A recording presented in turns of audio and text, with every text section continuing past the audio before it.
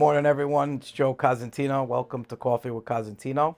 Today we have a special guest, Sal from Conti. He's the owner. He's took over from the original owners, and he's a Bronx guy. Welcome. Joe, thanks for having me. So tell us about your background, where you come from, where were you born, where'd you grow up? All right, it's a quick one. My parents came to the U.S. in 1970 from former Yugoslavia. It's Montenegro now. I was born in the Bronx on 233rd Street. I forget what's there. It used to be Misericordia Hospital. I think it's Our Lady of Mercy or Montefiore now. Montefiore, yeah. Born and raised on Arthur Avenue until around 15 years old. I moved to Westchester Road with my parents. Went to Catholic school all my life, Mount Carmel. Went to Fordham Prep. Ended up going to St. John's Pharmacy School, actually, after Fordham Prep. I thought I was going to be a pharmacist. Wow. But my life took a different direction. I bought a bakery in my mid-20s instead. Now, when you bought that bakery, did you know anything about business? I kind of did, yes. I was in the real estate business before that. I was a licensed real estate agent. I was licensed in the mid-90s. I tried to get a little bit of everything in my life. So I was an insurance broker. I was a real estate. I got my real estate license. To make a living. I got a notary public. I became a notary. I kind of did everything, just kind of like dabble in whatever I could, whatever I thought would, make ends meet. And the real estate kind of stuck with me. I enjoyed it. I did mostly rentals when I got into the business. What year was that?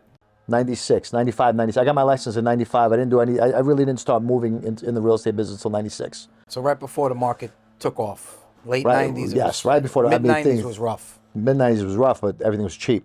And I wish I had the foresight and the money back then, because I would have bought a lot more stuff. But listen, you're a kid. I was a kid in my early 20s at the time. So coming from a family that emigrated here with nothing. My parents never made a lot in their lives. They gave us everything that we needed in our lives, but they never made a hell of a lot of money. My dad worked in a factory, and my mom was a cleaning lady. So, but we tried our best, and I think I took it to a decent level over the last 25 years. But so yeah, born and raised in the Bronx on Arthur Avenue, moved to Westchester Road, bought the bakery in 2003. So I'm there 20 years this year. Wow, congratulations! And, thank you, man. Thanks. That's an accomplishment. It's an accomplishment. I think so. Yeah. Today's 20 years in business market is a nice milestone. Yeah, it really is. And I feel, I'm there 20 years. I feel like I've been there 100 years sometimes. Yeah. And I also feel like I've been only there 5 years, because it went in a blink of an eye. But the bakery kind of fell into my lap, man. It was so the original owners sold it to the guy I bought it from. So a lot of people think I bought it from the original owners, the grandson of the original owners. Right? I really didn't. I bought it. The people who had it between the original owners and myself had it for about 5 months. Okay. So it kind of couldn't have been that long. No, it was very short. And the guy that I bought it from, actually, I retained as my baker. He's still my baker today. And what year? What was that year? They bought it in 2003. Yeah, 2003. I bought it at the end of 2003. So bought the bakery. It was on its last leg. It was basically like a done deal with them. So no business. It was just kind of falling apart. Falling apart. I remember. Yeah. And the guy I bought it from bought it. The original owners had it open like 3 or 4 days a week. That was like the thing, I guess, in the bakery business back then. You open up Thursday, Friday, Saturday, Sunday. But as a new business owner, I didn't see I didn't realize that. Not that I didn't realize, but it didn't make sense to me to only open 4 days a week, because your bills are the same whether you open 3 days or 7 days. So I figured let's open 7 days a week to try to make as much money as we can to cover our fixed costs. So, like I said, in the beginning it was very, very slow. It took a while to build up. We had to reimagine the bakery, basically, to bring it back to its old luster. Man, we had to reimagine, basically new things, new ideas to bring to the table. The internet wasn't really that big. Not it yet. was kind of like just starting. 2003, there was no social media, so you couldn't really get ideas from other people. So how did you, as a non-baker, but as a businessman, where did those ideas come from? How did you get that? Really, I was of the old school marketing. I would print out flyers, and myself, my sister at the time, and whoever was working for us at the time would go around and put flyers on cars, on windshields, which I don't even think is legal today. Flyers on cars, flyers in buildings, flyers in houses, and we would wait for the phone call, basically. We did a few radio ads back then too, which was a big thing. Yeah, if radio was... Yeah, local radio, local. like New Rochelle, New York, like the Bronx, like Sunday morning radio, and they would promote us. I mean, it was inexpensive. So it was basically whatever I could afford at the time, because I was trying to use the bakery money to grow the business to build it and build the business. Yeah. And so you were reinvesting that money back into yourself, every penny, into the business. every penny. I mean, listen, I bought it in 2003. We really didn't pull any money out of the place until 2011. To tell you the truth. So between renovating the business, it's been around since 1921. The original owners never did anything to it. I mean, it was outdated as can be. I mean, you had the name and you had a foundation, but there was no business. So you basically were like a new business. Basically, we're lucky enough to have an old business name, like you said, but kind of similar what I did too with Morris Park Realty. Yep. I took an old business name, but then the community knew it very well. It was a staple. It was a staple in the community, just like Conti's. Just like Conti's was. The original owner of Morris Park was right down the block from us. Right down the block. Yep. And I would always go into the bakery and bring. That's right. Cookies and at closing and gifts and we kind of hit that same type of market. You did exactly the same, actually. Now that I think back to how you built your business, but that and you doing it like that, you know exactly what it takes. Yeah. There's a lot of years that you're kind of struggling trying to rebuild a name that was tremendous at one time, because the Morris Park Realty name was tremendous. 70s, 80s, early 90s, they were busy. They were. I mean, buying and selling, everything was going on. And that's like part of the progression of business. Like, so now you got this business, you grew it to a great, you're doing Yankees, you're doing all these great things. Yeah. It all came with hard work, and nothing happened by mistake, obviously, just like you. So now you have your Yankees, opening days coming this week. Yeah, this week. It's great. So tell us a little bit what is your capacity in Yankee Stadium? So we actually provide all the sweets, cakes, cookies, pastries, cupcakes to the Legends suites. So Legends, Audi, anything associated with Legends, which is a subsidiary of the Yankees, which is owned by their parent company. We do all their stuff. We do all their specialty cakes. When they have anybody, a VIP, so to speak, that comes to a game, we do like cakes. Yeah, I've been there, I've seen it. Right. So great, I mean, great presentation. Thank you. Yeah, opening week is a little bit. It gives you a little anxiety because it's a tremendous order. Yeah. And New York Yankees, man, we gotta love them. That's it. It gives you a little anxiety. Luckily for us, opening week this week is the week before Easter, so it's not like the double whammy. Because usually we get double hit with Easter and. What is your busiest time as a bakery in the Bronx, Italian? I want to say type of culture. Yes, the busiest time of year would be December, Christmas season. Because it's spread out. It's like a 3 or 4 week period you have of just Thanksgiving. Yes, it starts with Thanksgiving, right? It starts with Thanksgiving, goes into actually New Year's Day. So that's our busiest time of year. As far as the retail business goes, but we've built, like I said earlier, we built such a tremendous business. We do so many specialty cakes now that we have an equivalent amount of business in May and June with graduations, communions, confirmations, weddings.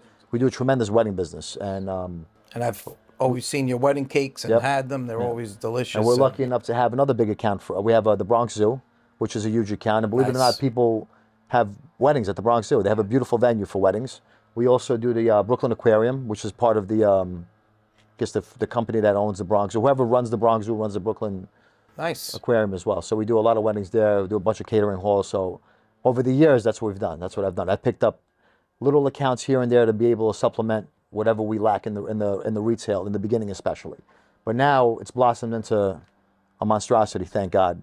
But like I told you before that we started recording today, it doesn't come with any. I mean, it comes with a lot of stress, a lot of anxiety, and a lot of hard work and a lot of dedication. And so we know you work hard.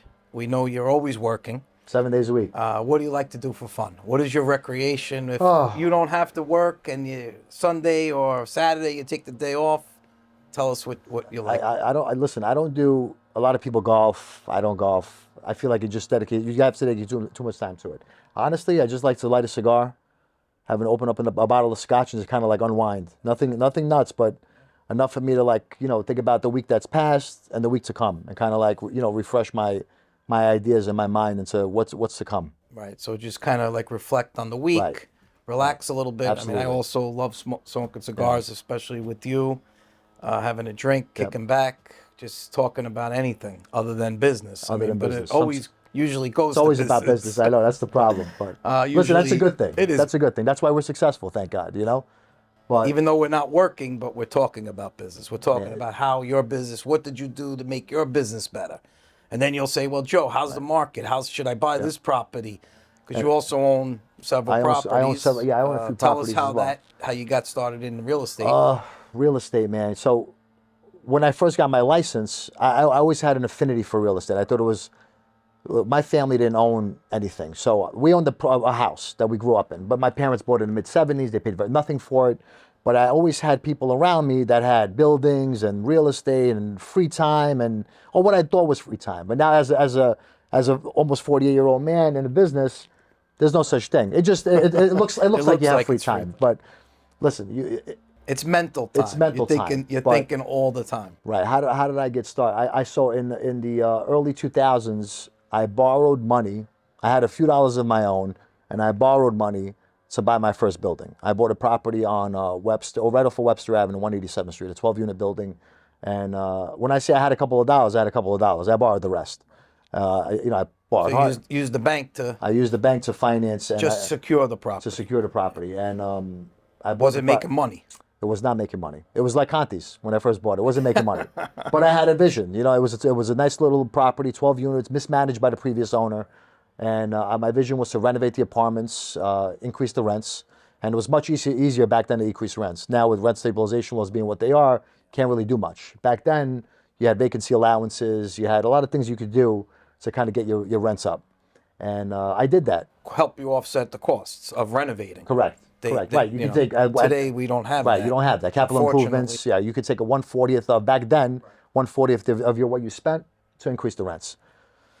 And again, today, a few years back, the governor decided to nix that, and I think you hurt the landlords of the city. But we'll see what happens moving forward with that. Hopefully they'll come to their senses and because they're really hurting landlords renovate apartments so people could move in.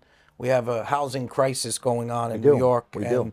There's a lot of vacant apartments. There are a lot of vacant apartments. They need to be and renovated. what politicians don't understand, and this is funny hearing it from a bakery owner, right? But what politicians don't understand is they're actually doing the tenants a disservice, because a landlord's going to get a vacant apartment. They're not going to be able to increase the rent, so they're not going to do a thing in that apartment. They're going to leave it. Let's say the previous tenant ran it down. Listen, they're going to do the absolute bare minimum to make it rentable again. But they're not going to make it nice. So really, it's hurting, these tenants are hurting. It's end up hurting the tenant. The tenants because are hurting. The quality of life. Right. You know, do they have new appliances? No. Is the place clean? No. I mean, it's not. And we've seen them. I've seen them. Yes. Right. As a broker, you know. That's another story. Yeah. We won't get into that. Right. Side. We're not going to get into that. But so now you fixed this whole building up. Fixed the building up. I bought it for cheap. Little at a time. Little at a time. With the money that was coming in. Money. With my own money, the money that was coming in, I fixed it up. Like I said, I bought it in 2001. I paid nothing for it almost, which sounds like nothing today, but at the time, the rent roll, and I paid $400,000 for a 12 unit. That's a lot of money back then. It's a lot of money back then. I was able to refinance it a year and a half later because I got the rents up to a decent amount. I got some tenants out. They moved out. They didn't pay. So you went to a bank. You said, okay, this is what I have. Right. I have a building. This is what it's producing. Obviously, you're probably paying a high interest rate. I was paying 11 or 12%. I don't remember, but it was a high interest rate. That was high right. And I was able to refinance, actually pull cash out. Not a lot, but enough to like recoup some of my expenses over the past year and a half. And my mortgage rate went down to 4.5%, and I was paying basically the same amount a month that I was at the 11 to 12%. And it was great. And I kept that building, and I ended up selling it for a nice profit 3 years later. And I just kept buying and selling after that, and kind of dabbling. Did you take the money and reinvest it? I actually took that money and reinvested it into Conti's, believe it or not. And a lot of other people know that. But I completely renovated my kitchen in Conti's in 2005 when I sold that building. And you made it larger? I made it larger. I added new equipment, kind of automated it a little bit because it was stuck back in the 20s, you know. Got new ovens and just cleaned it up. Still reinvested in your business. In the business, yes. You didn't go out and buy a Ferrari. No, you didn't go out and buy a mansion. No, I did not. I did not. You took that money and you knew what your vehicle was. Correct. So correct. Just like business, we take our money from business and we try to buy properties. That's the key. Right. That's the key. Try to or reinvest it into the business. I try to tell through marketing, through whatever else you have to do to get more business, basically. Yeah, we're constantly marketing, like you, social media, like this. this is all marketing. This is all marketing. And It's necessary. It is. It's necessary. Without marketing And and bringing we're- in new business and keeping your customers happy. We're lucky enough, like I said earlier, before in 2003 and 4, I was printing out flyers and putting them on cars. Now, you could just, with a touch of a button, you can send it out and tens of thousands of people will see your videos. And, you may engage a fraction of that, but if 10 people see your video and have an interest in selling their home or buying a home, they're going to reach out to Cosentino, to Morris Park Realty, or they're going to, if they need a cake for an event, they're going to call Conti's Pastry Shop. They're getting married, or the kid, Right. christening or communion, And or sweet 16. People who we were never able to reach before, we're reaching. Yeah. So it's I amazing. go all over. I'm all over, and I know. And everybody always says, "Oh, I got Conti's, the pies, the cakes. Yeah. It's great." It's like the Bronx Conti's. Right, So it's crazy, right? I can't believe really it. Sometimes I'm amazing. like, just last year they co-named the street after us. Morris Park Avenue was co-named between Barnes and Wallace, Conti's Pastry Shop Boulevard, which is Congratulations huge. Thank you, on man. that. Yeah, that's huge. Having a street name. I think yeah. Regis Philbin. Yeah, so and maybe some other we're one of famous- two businesses. The street names are only individuals. So we're one of two in the entire city, in the entire 5 boroughs that's named after a business. I think it's the biggest con. I feel proud every time I drive by there. Yeah, it's a staple in the Bronx. It's a staple in Morris Park. 102 I'm years this happy year. that you kept the name. You could have changed the name. Very easily. I mean, very Very easily. You easily. could have put your own name there, just like myself. Yep. People say, "Oh, why'd you keep the name?" I felt it was my duty and my privilege and honor Absolutely. to keep that name. Same with me. Same with me. I really one of the things that made me really feel a sense of pride is I reached out to the Conti family when they co-named our street, and the 2 siblings are still alive, Linda and Orlando, Lonnie. And unfortunately, Lonnie couldn't make it. He was down in Florida. He couldn't get a flight up fast enough for the event, but his sister was here. And she basically cried throughout the whole event because her grandfather started the business in 1921, and here we are 100 years later, the street is named after them. So she was really excited and happy, and she thanked me a million times that I kept the family name growing, just like you with Morris Park Realty. Yeah, and I reached out to the family as well, same thing like you, and I said, look, I'm going to keep the name. Obviously, I'm going to honor your family, your father and your husband's name. I actually had a founder's wall in the first awesome. office. I have his old plaques. I have, things that I've kept as mementos from Dan, and they were just loved what I've done with awesome. the business. Same thing like you. They're very happy that I kept the name, and I Why feel why wouldn't they? and I owed it to the community. Like Morris Park Realty It was is a staple, staple in like the you said. community. So And at the same time, if it ain't broke, don't fix it. that's right. Right? Right. Leave it We the way took it something is. and made it better. We took something and made it better. Yes. But it didn't come with a lack of stress and anxiety. I'm sure even for yourself. You know, Yeah. it's not easy. tough. On my end, the difference with me is I have a product that I could physically sell. So I make it and I sell it. I make a profit the same day. And I know in your business, because I'm also a licensed broker, although I don't practice, I keep Right. it active, but I don't practice. It's not as easy. You have to go out there. You have to get the listing. You have to find the buyers. You have to convince the seller to trust you. Spend money to advertise, Yes. to market it, And to to wait trust you. to close. And to trust you. So I know the process, and I commend you on that. Thank you. It's no joke. No, it's not No easy. joke. A lot of people think it's easy, because They see the end product. see the end product. They don't see the stress, right? Right. They don't see, same thing with you. They see this beautiful wedding cake, but they don't see how you started. They to have get no to idea that where to go. beautiful Yeah, cake. they have no idea. How many employees you had to sleep. yell at, Yep. or who didn't come in, Or who the sleepless called out nights, sick. or the sleepless nights, because like I said in the beginning, listen, it wasn't easy paying the bills, man. The bills creep up on you quick. 30 days goes quick, and the rent is due, and Con Ed is due, and workers' comp is due, and insurance is due, and everything And comes. your suppliers. And Everything comes quick, and you don't realize it until you're in business. A broker, a business owner himself, 30 days is like the blink of an eye, and the rent is due on the first. And Con Edison wants their money. Whether you sell a house or not, or I sell a cake, they still want their money. So it's not easy. It hasn't been easy, but it's been well worth it. So speaking about that, I know you have a family. I know you have children, Yeah, man. I started late. and I that's started okay. late. Better late than never. Better late than never. Yeah, I have 2 little girls. Great. And tell us about your dreams, your goals. Where do you see yourself in 5 years? Where do you see Conti's going into the next decade? I think about it often, because I know what it took me. It took me to get to this point, and I try to, and I battle myself on what the next 5 years and 10 years is going to look like. Especially since I have young children. I want to have something to leave them. Listen, I hope, God willing, I'll be here. We'll be here a long time. But we want to. I'm not the kind of guy that's going to just retire or just stop Right. working. Conti is going to be around as long as I'm breathing. So whether I'm physically behind that counter or greeting customers or the next generation, or if I hire somebody to do it, I'm going to be at Conti's for forever, basically. I mean, listen, I came from sweat and everything else that I put into this thing, and It's your third child. it's my third child, man. And I'm going to continue to build it, continue to market, continue to grow. Honestly, I'd love to have a second location. It's something that I always dabbled in, I always thought about, but I never pulled the trigger on it because I just figured, like, I don't want to dilute the brand. I don't want to dilute the product. Or your time also. Or my time. I mean, I'm lucky enough to have my sister as a partner there, and Christina, I have another partner, Christina. Problem with Christina is she's having her third kid this week, so I kind of lose her. And it's not easy, but I want to tap into a different market, and I think Westchester is the way to go. So we've been thinking about that progression. lately. Yep, natural progression. And the demographic on Morris Park has changed a lot. So I noticed it last week with St. Joseph's Day, San Josep. And I used to sell racks of San Josep. And I just feel like the new demographic, not their fault, but they just don't celebrate it. They don't know. And they don't even know what that it means. Right. And I feel like a lot of the Eastern Europeans, the Italians specifically, that have moved up north, up the line, Eastchester, Yorktown, I want to tap into that market a little bit more as far as the retail goes. The wholesale is very easy because we go out, we sell the cakes to catering halls. But I think another location up in Westchester is really the next move. Continue to buy real estate because that's the retirement plan. That's it. Keep buying, baby. Keep buying, no matter what the rates are. You got to tell your customers, I tell tell your them all the clients. time, just buy it. Keep buying, If it because I makes told you the sense for story. you, makes sense for me, I'm buying. Keep buying. So the future is, I think it's bright. I think it's bright for everybody. We're just going to keep growing. Glad to hear it. Keep growing. Thanks for coming. Thanks for having me, man. Awesome, man. Always good luck good to with see you, everything brother. Thank and you. all your success Thank and you. your You too. family. And You too.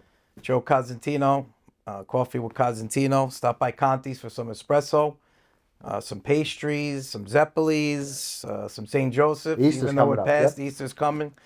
Well, thank you. Thanks so much. Great day. Thanks for having me. You're welcome.